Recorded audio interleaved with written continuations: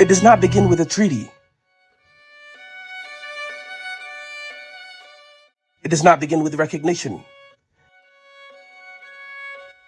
It does not begin with war.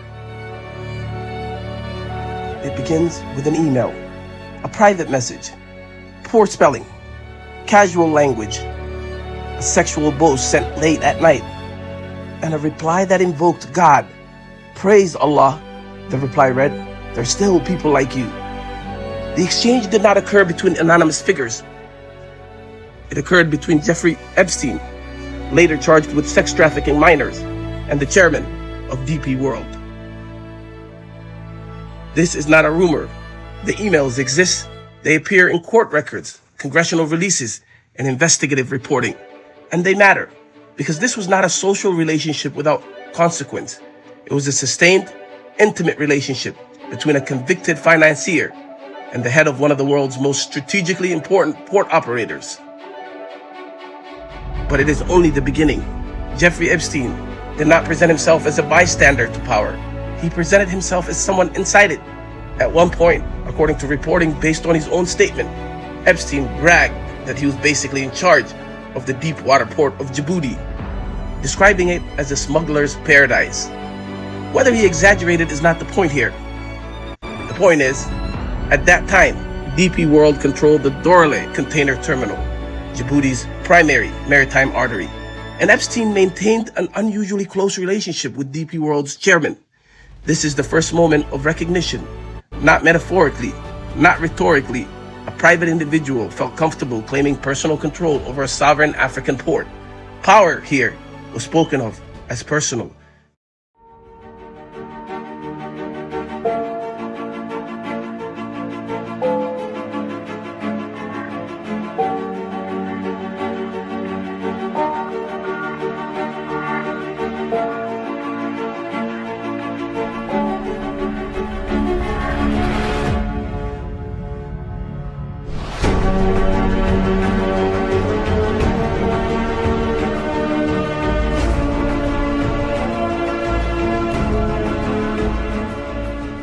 Djibouti eventually rejected that premise.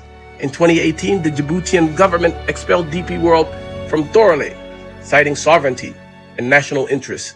The response was swift. Arbitration, pressure, warning shots to others who might attempt the same. Djibouti accepted the cost. Somalia did not have the option. Somalia was fragmented, and fragmentation changes everything. When a state negotiates as one, leverages exist. When regions negotiate separately, leverage dissolves.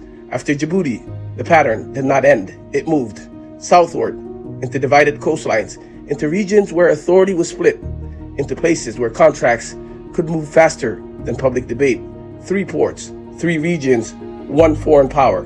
Berbera, Bosaso, Kismayo. These became the Epstein ports. In Berbera, DP World entered first as an investor. Development was the language. Security was the justification. Only later did recognition appear, after the port was operational, after supply chains depended on it, after infrastructure became a political fact. Recognition followed logistics, not the reverse. In Bosaso, DP World's subsidiary took control amid promises of modernization. What followed was friction, business complaints, labor disputes, public unease, and in 2019, a foreign port manager was assassinated on his way to work. No court has definitively linked the killing to port politics, but symbolism does not require a verdict. When a strategic infrastructure enters fragile societies, it absorbs conflict. In Kismayo, the port became inseparable from regional authority. External partnerships were framed as stability. To Mogadishu, they looked like parallel sovereignty. This is the second moment of recognition. Somalia did not lose control of its ports through invasion. It lost control through contracts, negotiated separately, under pressure, outside a unified maritime policy. This capture, and it was not accidental. Years before public normalization between UAE and Israel, Epstein arranged meetings between DP World's chairman and Ehud Barak. Emails confirmed discussions about logistics, security, and investment. Before the Abraham Accords made such ties official, this is the third moment of recognition.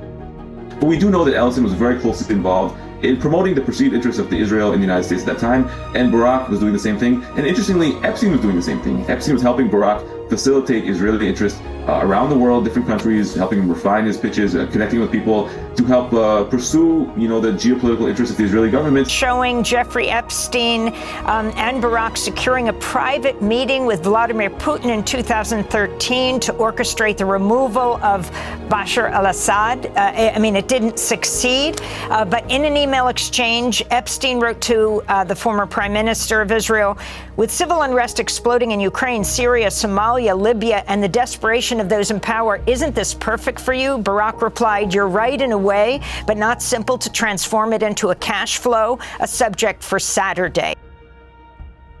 Normalization did not begin with diplomats. It began privately through infrastructure logic and security alignment. One Israeli firm in those exchanges was Carbon, a company specializing in emergency response systems, location tracking, and live audio video feeds. The implication is not that ports instantly become surveillance centers. The implication is more serious. When security technology is embedded in port infrastructure, sovereignty becomes informational before it becomes territorial. And informational sovereignty is far harder to reclaim. In 2018, Somalia briefly confronted the system in public at Mogadishu International Airport. Somali authorities seized millions of dollars from a plane arriving from the United Arab Emirates. The federal government said the funds were intended to influence Somali politics, including members of parliament. UAE denied wrongdoing. But the consequences were immediate. Military training programs were suspended, relations cooled, and influence did not disappear. It rerouted.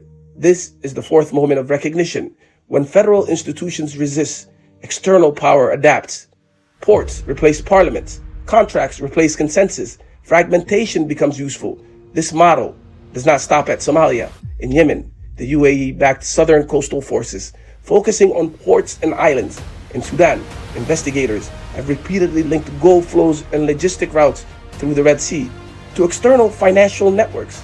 In Ethiopia, landlocked pressure has turned Somali ports into bargaining chips. Across the Horn of Africa, the logic repeats.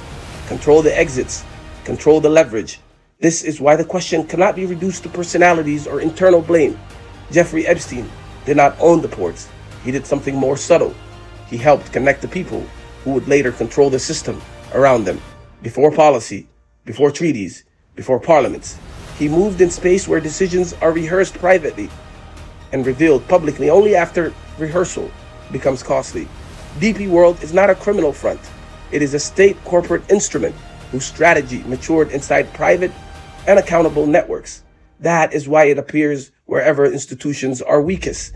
That is why it wins every critical port, not through conspiracy, through structure, speed, cash, bribes, security language, fragmentation, and silence. This is the final recognition. Power today is assembled quietly, faster than democracy, faster than accountability, faster than the people most affected by the decisions for Somalia and for Africa. The question is no longer who owns ports. The question is who decided they could be taken and why did no one ask the people who live beside them.